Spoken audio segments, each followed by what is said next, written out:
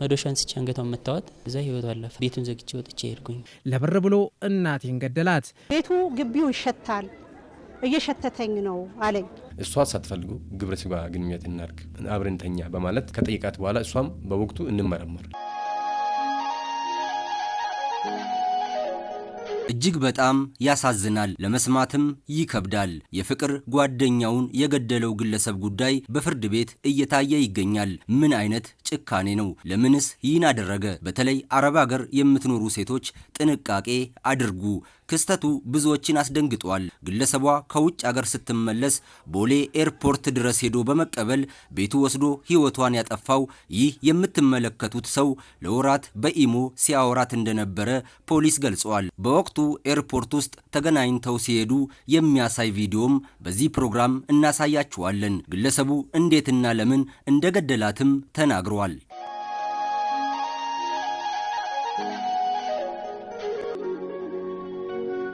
አሁን ላይ በየጊዜው እየተሰማ ያለው ነገር እጅግ በጣም ያስፈራል።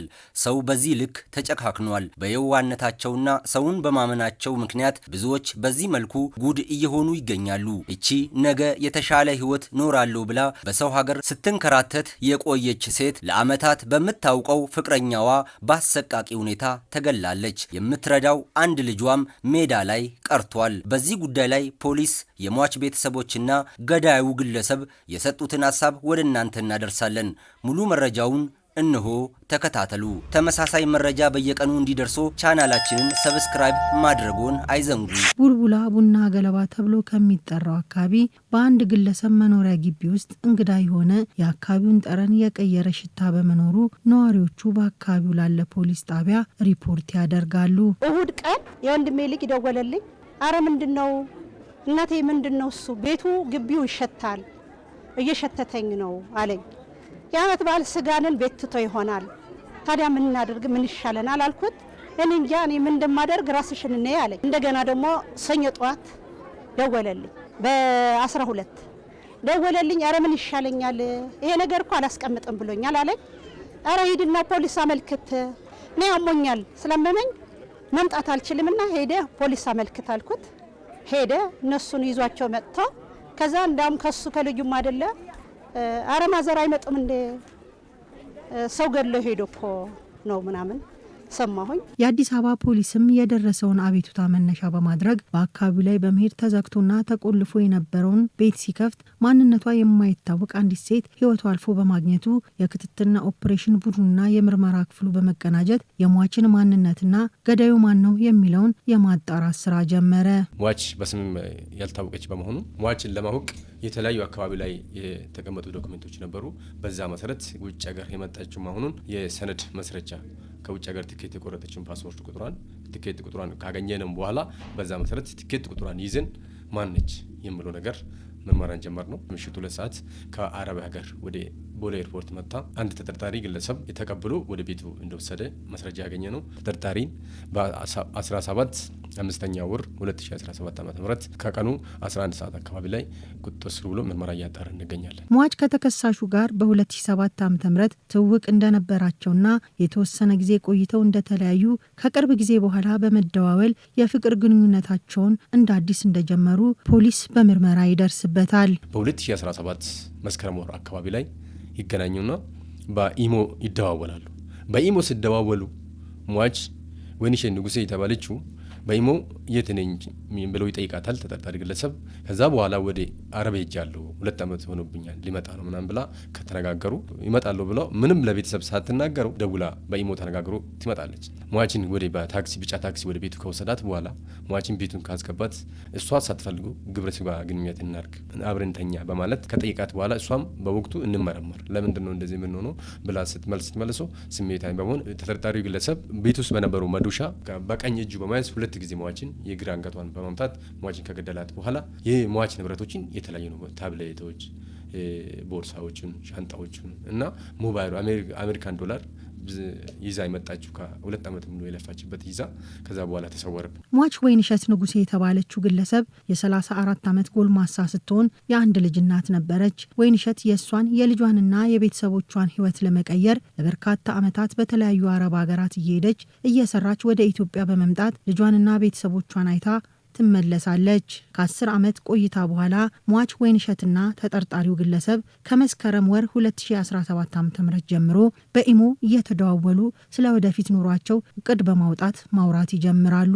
ሟች ወይንሸት ለተጠርጣሪው ግለሰብ በመደወል ወደ ኢትዮጵያ እንደምትመጣ ነግራው ኤርፖርት እንዲጠብቃት በማሳወቅ እሱም ይጠብቅና ያገኛታል። ጠራ እንደደውላ እመጣለሁኝ አለችኝ። አመሽቶ 2 ሰዓት ነው የገባቸው። ታክሲ ይዘን ወደ ቤት አድን እዛ እራት በላን። በቃ አንተ ጋር ግንኙነት ማድረግ አልፈልግም አለች። ለምን ስላተኝ አይ አንተ ጋር ዛሬ ግንኙነት ማድረግ አልፈልግም ሌላ ጊዜ ነው አለች። በዚህ መሀል ነው የተጣላ ነው።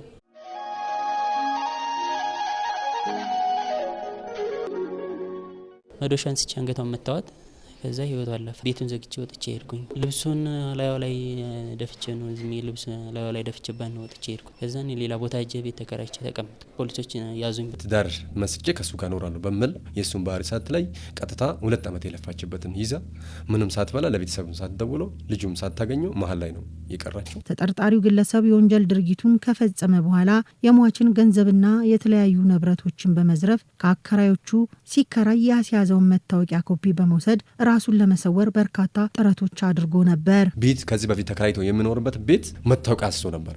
መታወቂያን ጭምር ይዞ ነው ጠፋ። ተጠርጣሪው ራሱን እንዳይታወቅ አድራሻው እንዳይታወቅ እንዳይያዝ ለማድረግ የታሰበው ሟችም አድራሻውም እንዳይታወቅ ከዛ ፓስፖርቷን ይዞ ከዛ ከግቢ ውጪ ወጥቶ ቱቦ ውስጥ ከቶ አድራሻው ውሃው ውስጥ ከቶ አድራሻው ፓስፖርቷን እንድጠፋ አደረገው።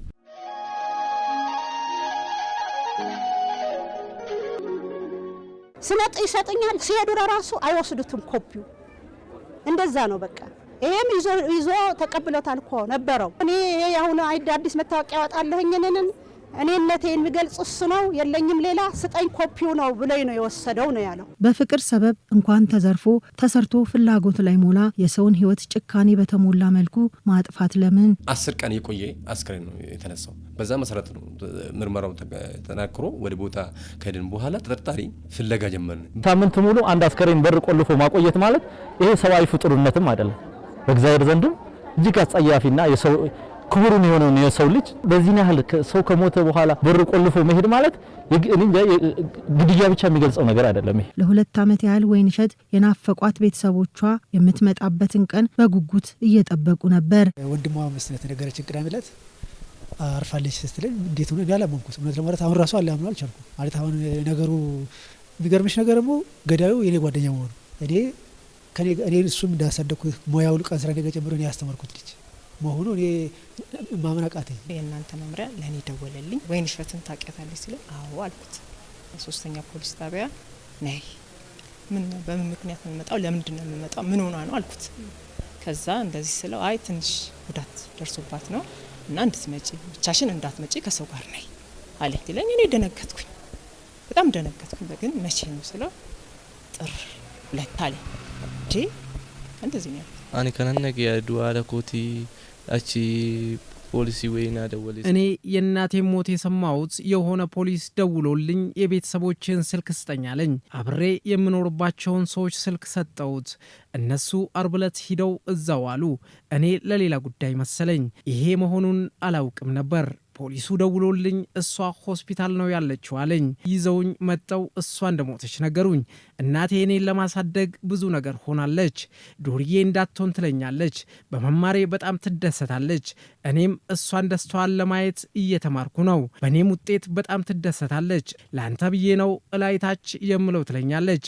ሞቷን ስሰማ በጣም ነው ያዘንኩት። ሞቷን ከሰማው ዕለት አንስቶ አሁንም እናቴ ትመለሳለች ብዬ ነው የማስበው። እውነት አይመስለኝም። አስክሬኗንም እዛው ነው ያየሁት እንጂ እዚህ አላየውም። ሲቻ ወሊገድ ካደናንጀት ባይገድኒ ማለን ጎዳኒ ዱጋማማው ዱጋነት ፈካቱን ማኔጋ አሁን ማመስን ማኔጋሺ እንፍቲ ጀማል ያኒ ሪፍሽትስ ነገር ያስማ ፊደኒያ ስተከጅርቱ ነገራችሁ መተናርገ ይህንን የወንጀል ድርጊት የፈጸመው ተጠርጣሪ ይያዛል ብላችሁ አስባችሁ ነበር ወይ? በመያዙስ ምን ተሰማችሁ ስንል ጠየቅን። በመያዙ እጅግ በጣም ደስተኞች ነን። ሁሉ የምታየው ህዝብ እንደዚህ ሁሉ ተነቃንቆ እንትን ያደረገው ነገር ምን አይነት ሰዋዊነት ፍጡር አለ? ምን አይነት ሰው ነው? ሰው ነው ወይ እንደዚህ ሰው በሰው ላይ በዚህ ያህል ልክ መጨከን ማለት እጅግ አረመኔያዊነት ነው። ሰላሌ ፊቼ እንደደረስን አስከሬናችን ቁጭ ካረግን በኋላ ሲነግሩ በቃ ተረጋጋን። በቃ ዋና መያዙ ነው፣ የትም ሀገር ይሁን መያዙ ነው የምንፈልገው ብለን በቃ ተደሰተ። አነ በከ ጋሪ ገውት ባይ እናቴ በእኔ ጥሩ ቦታ መድረስ በጣም ትደሰታለች። እኔ ስማርላት አይታኝ በጣም ትደሰታለች። እኔም ብላ ነው ወደ ውጭ ሀገር የሄደችው። ለእኔ ብላ ወደ አያቴ ወሰደችኝ። እዛም የሰላምና የጸጥታ ችግር ነበር። ከዛም በኋላ ተማር ብላ ወደ ጫንጮ ትምህርት ቤት አስገባችኝ። እኔ እሱ በመያዙ በጣም ደስተኛ ነኝ።